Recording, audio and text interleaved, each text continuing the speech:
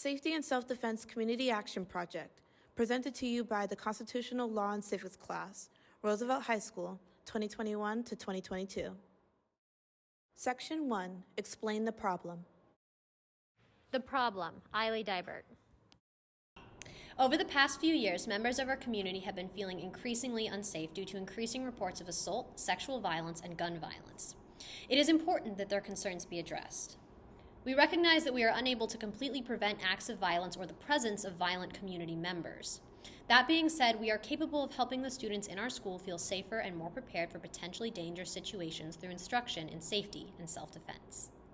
The causes of extreme levels of violence in our community stem from a broad range of factors, such as lack of sufficient oversight on firearms, gang-related activity, and mental health issues, amongst many other circumstances. These problems, when left unremedied, often result in the targeting of vulnerable individuals. Similarly, underreporting of sexual assault and abuse continues to skew statistics that warp the public's view of the problem. Giving students the ability to address these situations with self-defense education has the potential to save lives. Sense of safety in our community, Calder Slingerland. Our class conducted a survey of Roosevelt High School students and Roosevelt Feeder 8th grade students. All of the pie charts in this presentation were created from data collected from this survey. This graph shows the responses from the 6th and 7th question on the survey. Have you or someone that you know had an experience in our community that caused a feeling of being unsafe? A resounding majority of respondents, 64.4%, answered yes to that question. We believe this demonstrates a clear need for this program. Evidence: sexual assault, human trafficking, Calder Slingerland. For our research, we looked at a wide range of statistics. In regards to sexual assault, we found that nationwide, on average, there are roughly 463,000 reported victims of rape and sexual assault aged 12 and up. In addition to this, sexual assault, specifically in schools, has increased by more than 50% between the 2016-2017 and 2017-2018 school year. When looking at the statistics of school-aged children, the facts are horrifying. RAIN, the Rape, Abuse, and Incest National Network, has statistics suggesting that as many as 1 in 9 girls and 1 in 53 boys experience sexual assault or abuse at the hands of an adult before the age of 18 in the U.S. When we look specifically at our community, there were 368 reported rapes in Portland, Oregon in 2019. But we also have to take into account that only roughly 1 in 3 rapes are reported to the police, so that 368 quickly turns into at least 1,104. We also looked at a wide range of statistics for sex trafficking. According to the FBI, the average age for a victim is 15 and a half years old, roughly a high school freshman. Of these victims, 96% are female, about 3% are male, and approximately 1% are transgender and non-binary. In Portland, we see that as of July 2020, Portland Jail Intelligence shows that currently 539 minors and 1,506 adults are estimated to be victims of sex trafficking. On top of that, there were over 1,261 individuals cited purchasers and 119 individuals charged with luring and selling a minor from 2009 to 2020 in the Portland metro area. In 2022, the human trafficking hotline was contacted 539 times in Oregon. All of these statistics and more indicate a serious problem across the country and in our own Portland community. Evidence for neighborhood crime, PPS risk survey, murder and assault, Laurel Chandler. In the neighborhoods that feed into Roosevelt High School, there have been 1,165 assaults, 19 homicides, 3 human trafficking cases, 14 kidnapping and abduction cases, and 61 sex crimes. These numbers were reported by the Police Bureau during the one-year period from April 2021 through March of 2022. Data from the 2019 PPS Youth Behavior Risk Survey tells us that 12% of PPS students have reported experiencing sexual violence, 7% reported experiencing sexual dating violence, and 9% reported ever being physically forced to have sexual intercourse. Sexual assault prevention and barriers to accessibility, Maddie Robbins. There was a study done in 2013 by the University of Oregon that shows women who took self-defense classes experienced less unwanted sexual contact, sexual coercion, attempted rape, and rape than the general population. This is something notable because it is clear that self-defense education is an effective way to prevent sexual assaults. Self-defense classes out of school can be inaccessible for many students.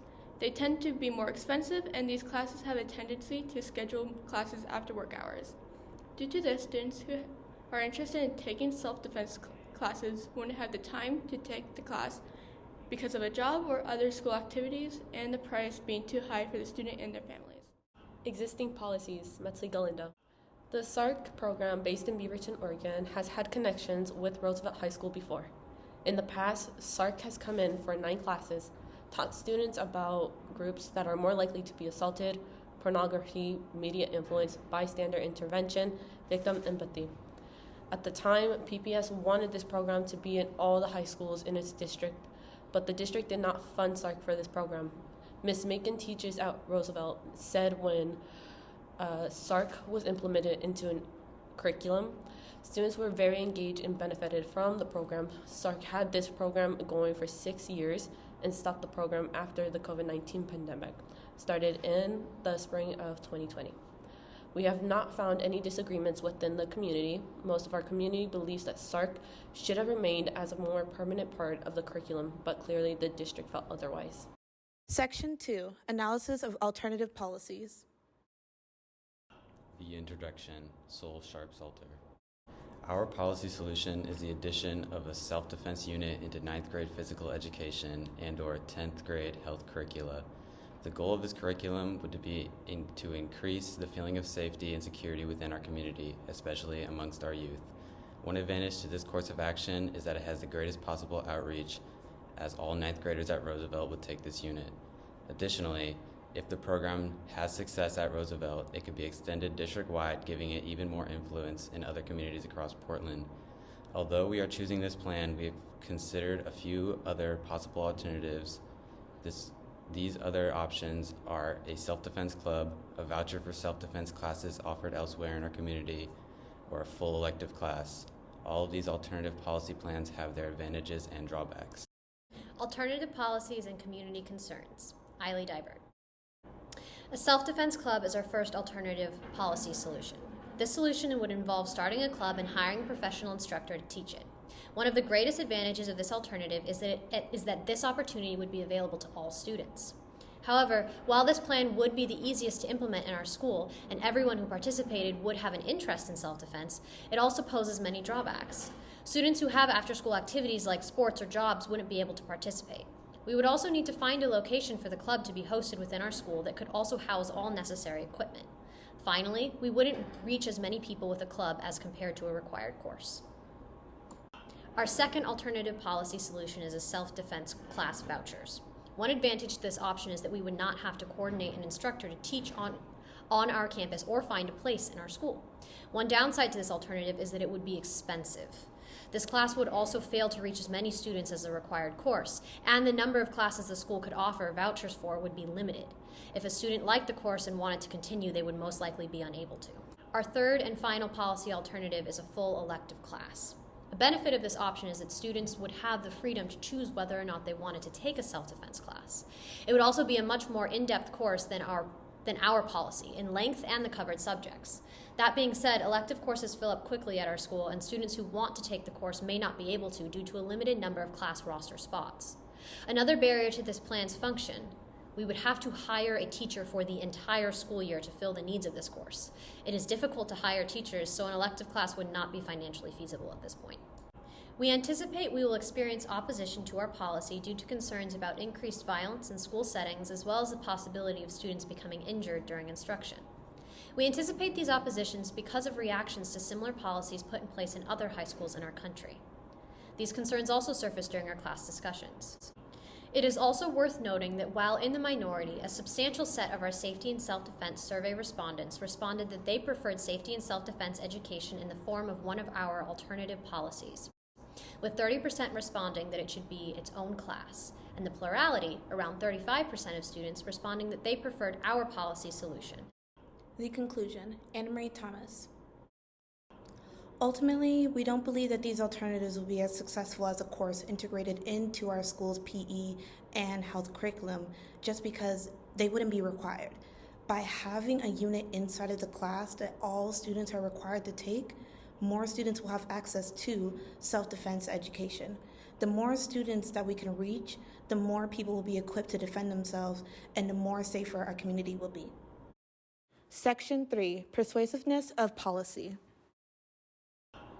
The introduction, Ben Weiner. Ninth graders will benefit from self-defense training because they will be educated on how to prevent, escape from, and de-escalate dangerous situations, which will improve their confidence levels while going about their day-to-day lives. Being a ninth grader can be an extremely overwhelming experience, riding the bus by yourself for the first time or walking alone at night. In situations like this, ninth graders can feel more empowered with the knowledge of self-defense skills. This is exemplified in our survey we conducted, where 48% of students said they would feel safer in their community with self-defense education. 41.3% said they were unsure, but only 10.6% said a definite no. The PE unit is by far the most practical option that we have considered. It is more organized than a club, more accessible than vouchers to other gyms, and most importantly, it maximizes the number of students to which we can provide this opportunity. We can consult with local experts to refine curriculum so that it gives students the ideal basic self-defense training. By making this a unit in 9th grade PE, we are also able to ensure that all 9th graders at Roosevelt will have the opportunity to take this course, contrary to the alternatives that we have mentioned. This type of course has been successful elsewhere in the United States, which gives us confidence that our proposal will be successful. Linda Carson, the 2017 National High School PE Teacher of the Year, pioneered a rape prevention case in Chicago. Her course had some aspects of self-defense incorporated into it and has been a popular program in that district. Similarly, the Hicksville School District on Long Island in New York has had success with a two-part self-defense course for 11th and 12th graders. If we can create a similar curriculum at Roosevelt, we hope to expand and include more PPS schools in the program. One concern that we have is whether or not we can trust 9th graders to take this kind of class seriously. This is the kind of class that would cover more consequential topics like sexual and physical assault. That being said, we trust that the students who want to learn the skills offered in the course will make the most of it. There may be a person that chooses not to take this class seriously, which is out of our control, but we believe that the benefits far outweigh the potential drawbacks. Constitutionality, West and Long.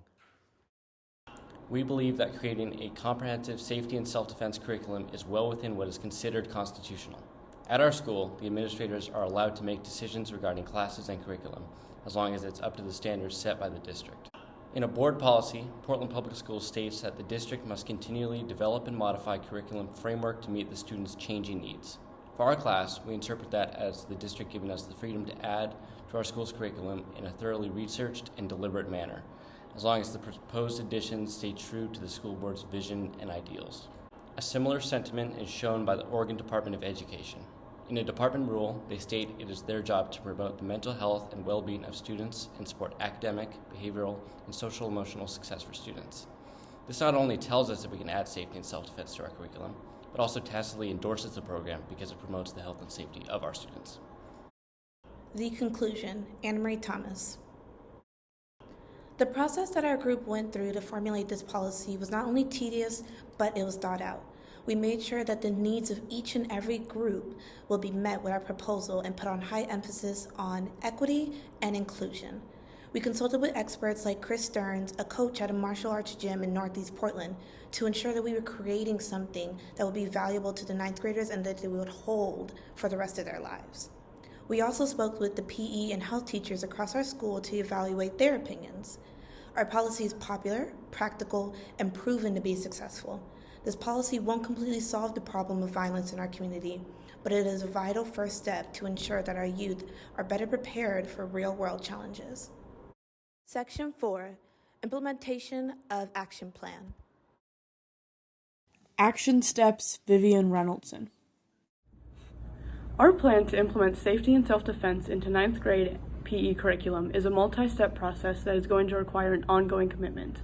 The plan is not particularly complicated, but accomplishing each step is a process on its own. Moving forward, after May 20th, we have much more to do in order to implement this course into our school. We still need to propose this project to families and the community, making sure we include frontline groups like the LGBTQIA+ community, middle schoolers, women, and families of color. We also need to meet and understand individuals from different martial arts studios and self-defense programs in order to partner with them. The next step would be to fundraise money in order to hire a professional. We've researched many grants and have a list for when we return in the fall for the ones that we plan on applying to. Our goal is to fundraise $10,000 in order to launch this project. After hiring a professional, we'll need to have a meeting with PE teachers so that we can create a meaningful and simple curriculum that will span 3 weeks in the PE classes. Once we have our curriculum and a professional to teach the course, we can finally meet with Roosevelt admin in order to implement this into classes. Once the admin approves of our policy, we can meet with the Oregon Department of Education to get the curriculum approved on a higher level. We plan on emphasizing the importance of responsibility that the ODE has to keep students safe and equip students with necessary life skills. Plus, the curriculum and survey we have created to support the need for this course. Our hope is that with approval from admin and the ODE, we can implement this course starting the 2022-2023 school year here at Roosevelt. Once this has all been implemented into Roosevelt and it's been a success, we hope future classes can turn to our proposal once more and begin to implement this into other PPS schools. The conclusion, Lily Jones. After testing the success of the safety and self-defense curriculum at Roosevelt, our hope is to bring our proposal to the Portland Public Schools Board in order to create a permanent and required curriculum for all high schools within our district. We understand that collecting sufficient data might be a more long-term commitment, and that convincing the school board to implement self-defense in every school will take time. However, once we are able to convince them, we are confident that this will become a meaningful and impactful part of high school education. As of now, our first step is to implement this successfully in our school before we reach the district level. We know that this action plan will bring about a sense of safety and confidence to all who are able to take the class, and hope that in time we can bring these opportunities to all PPS students. Thank you for watching!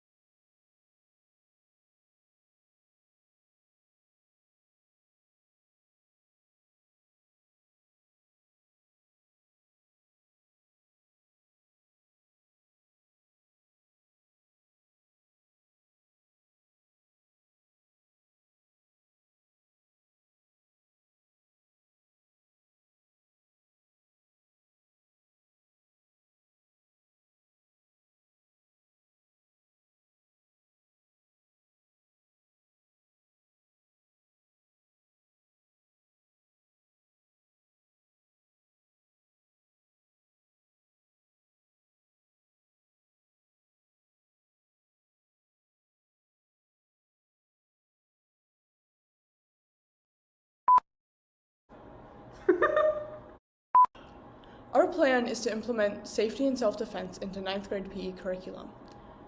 I already messed up. We believe that creating a comprehensive